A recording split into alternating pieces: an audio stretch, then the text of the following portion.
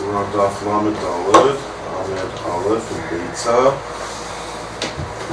Getting closer to the bottom of the page finally. Another Tana Rabbanan. And this one also seems to be a Tosefta. I assume, since it says Sham, it's in the same place the previous Tosefta was, which we found at the back of the Gemora Beitsa. Even though the previous one was from Beitsa, and Rashi said part of the halacha also applied to Shabbos, but it was basically had to do with Beitsa and Yom Tov. So let's suspect the same thing here, I suppose. Who would like to start the ball rolling?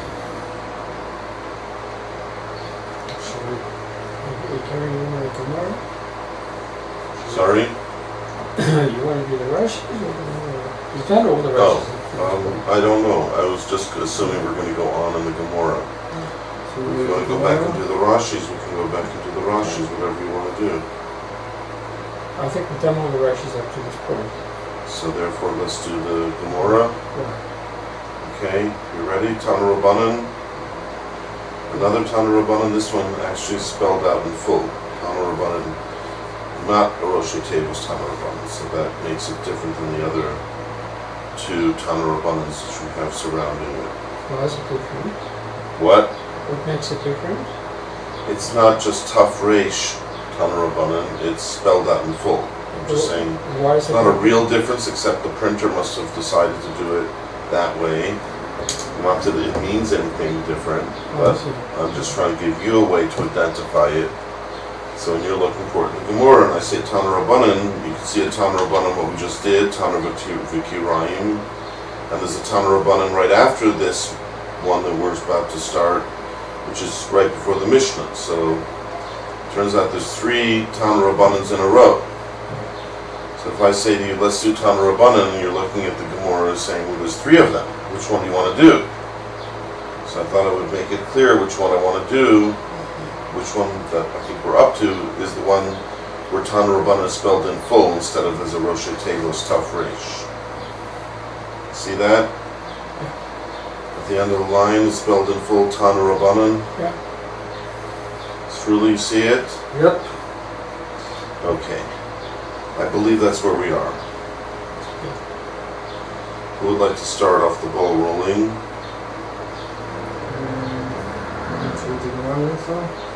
Tana Rabbanan, the rabbis learned in the Beitsa, Moligin is Harosh. What does Moligin mean? I don't know why you pronounce it Moligin, as if there's a Yud after the Lamed. You see a Yud after the Lamed? So Gimel is not a Yud.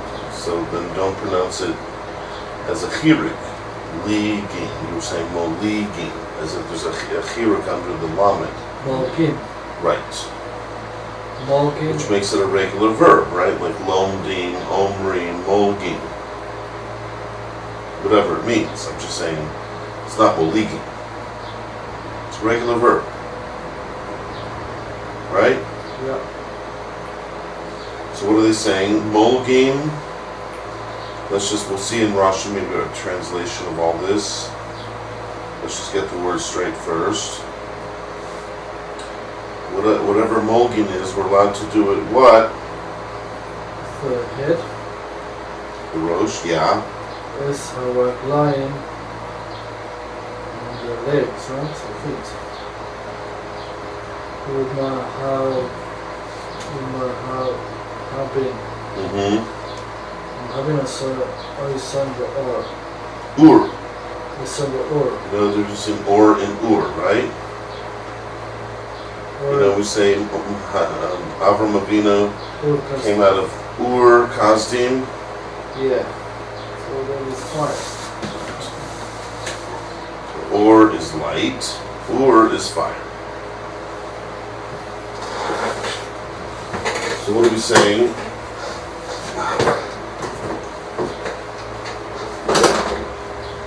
I know this is about an animal, right? I suppose so, unless you're going to do it to your wife or something that you might be disappointed in the way you're treating her. Of course, if her hairdresser did it to her, it'd be fine. What does that mean? This is like some kind of hairstylist? It sounds like it, you know. They go and they get their hair done, their feet done.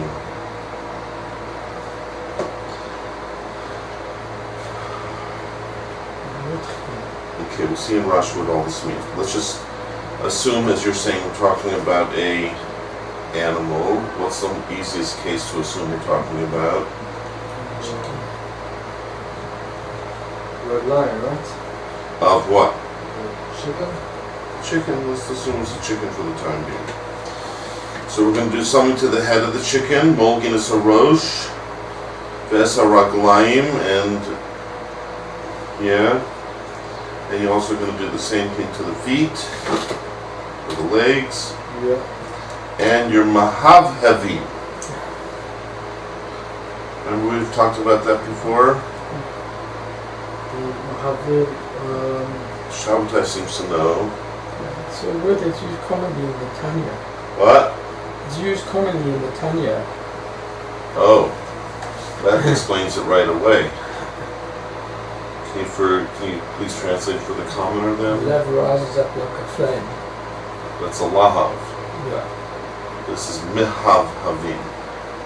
You're not wrong, but it's not the flame itself. Like a It's, dog. you know where you find this? Yeah. In regards to preparing the candles there of Shabbos. What's the husband's job? Yeah, the candles. How? Light them and blow them out. So that's called, in English, that act of lighting them and putting them out is called what?